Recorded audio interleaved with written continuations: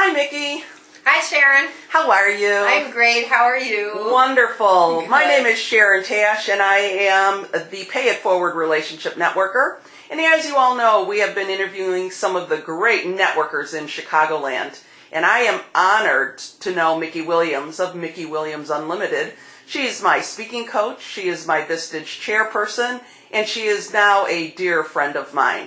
So she has agreed to meet with us and talk about networking because she's been networking for quite a while. So again, thank you, Mikki, for agreeing to be on this video. Oh, Sharon, it's an honor that you've asked me. Thank you.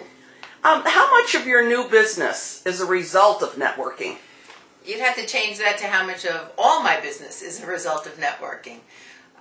Networking for me is really just a lifestyle. It's getting up and brushing your teeth in the morning. You don't think about it. You go out and network. You don't think about it.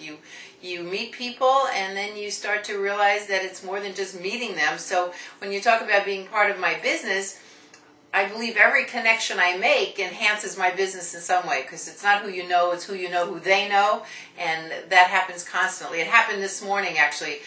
Somebody that I'd worked for in the EO organization called me because somebody in Florida was looking to put someone in my Vistage group, so it perpetuates itself. You know that. I'm preaching to the choir.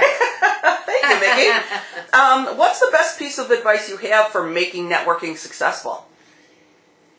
Making networking successful, to me, would be being conscious that you're doing it.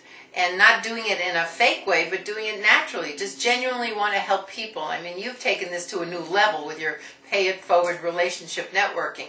And I think I've always had that inside of me. You've just made it aware for everybody to recognize that it's not about what you can do for me. It's about what I can do for you. And it's about reciprocity. And so all of those, all the questions that you asked, or I'm sure you will ask, are all going to be tied together because it's not a standalone thing.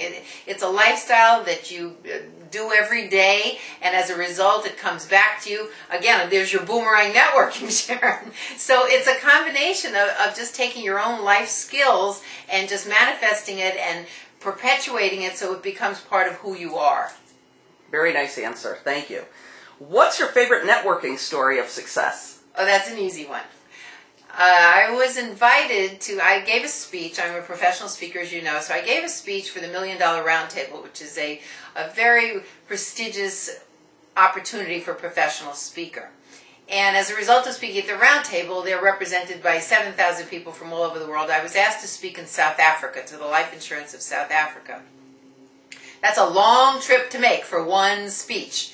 So I decided that I would use that year, because it was a year in advance that he asked me, to meet as many people, to network consciously, to build that into more of just one speech. And so I did. So I was at a conference one day, and I got in the habit of really reading people's name badges, because that's a great way to do that. And I saw this gal walk past me, and it said Sharon Levin, Cape Town, South Africa. So I walked right up to her, as a good networker would. I introduced myself. I said, Sharon, I'm coming to Sun City, South Africa next year, and I would just love to know more people in South Africa. And she said, oh, well, you can't come to Sun City and just think that's South Africa. That's like coming to the U.S. and thinking it's Las Vegas. You have to come to Cape Town. It's so beautiful. And I said, I'd love to. I just don't have the time to make this a vacation. Perhaps if you could help me set some business up while I'm there, I could make it part of my trip.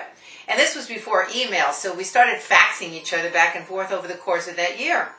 Because, with networking, I have to stay in contact with people. So I did that. I stayed in contact with her the whole time, and then I was at another conference, and a girl walked by, and her name badge said Kathy Yule, Durban, South Africa. So I walked up to her, and I said, Kathy, I said, my name is Mikki Williams. I'm coming. It was the same story, and she said the same thing. And so what wound up, the bottom line of the story was, I started by going on safari at a game lodge in South Africa. I went to speak for an insurance company in Joburg. I went to Sun City and spoke for all the life insurance agents. I went to Cape Town, did a public seminar, and when I got to Durban, Kathy Yule had set up an engagement where I spoke on the Great Lawn of President Mandela's home as the first American speaker after apartheid to all the citizens of that area, with the new South African flag flying and a choir singing the new South African anthem. And now, if that isn't a networking story, I don't know what is. I love that networking story.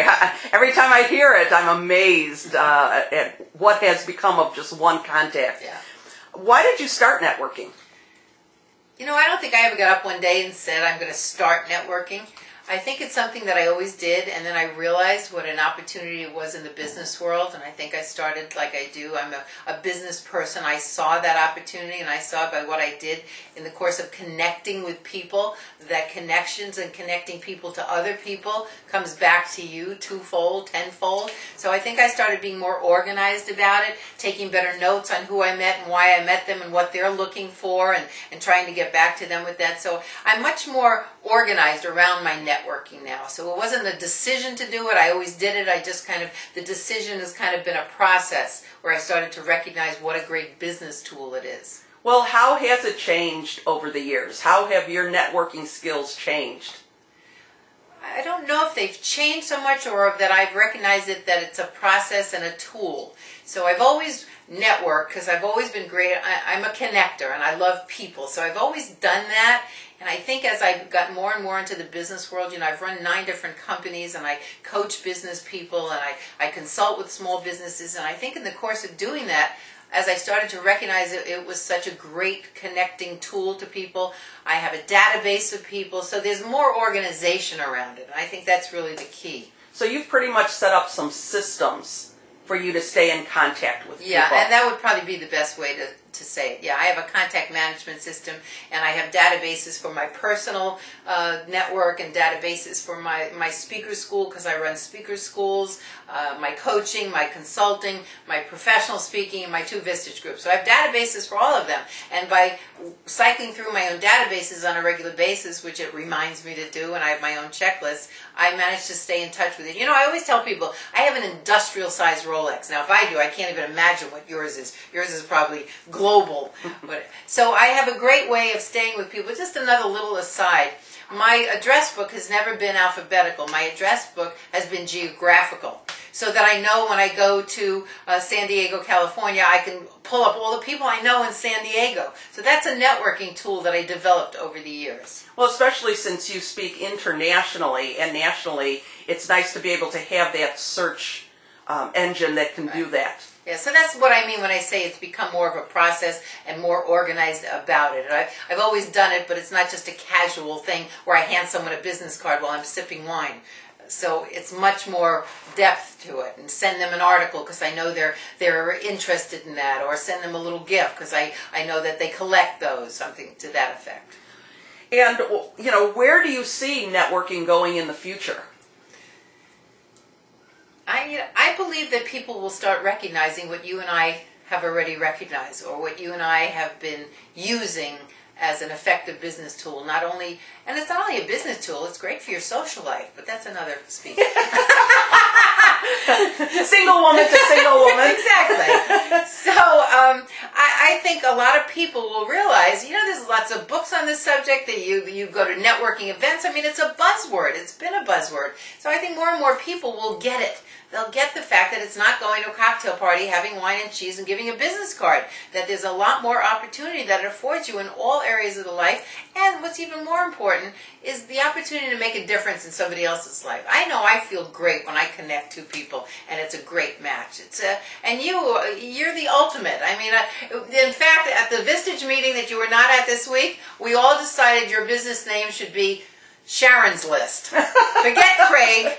It should be, forget Ask Jeeves. It should be Ask Sharon or Sharon's List. Because you are the ultimate. Everybody, your name came up 20 times. Oh, I need this. Well, Sharon's not here. Oh, call Sharon. She'll have it. So I aspired to be even more like you. I always thought I was a great networker, and I am, and I'm passionate about it. But you have even shown me areas of it that are just untapped, and that's so exciting. And you being out there as a speaker now is a great opportunity for people to hear you and get some of your techniques and realize what it can do for their business and their life. Thank you, Mikki. That was very nice words. Thank you. Lastly, can you tell us a little bit about some of the business books that you recommend to people? Yeah, I am a voracious reader. And I guess you read books at the stages of your life, because people ask me all the time, what do you read? In fact, on the back of all my handouts, I always have a recommended reading list, because people ask me that. And I will tell you, at this stage of life, and for the last, 10, 15 years, all I read are business books and self-help books. Maybe it's because my 2 areas of passion. I don't really read fiction. People say, well, how do you relax? I relax by reading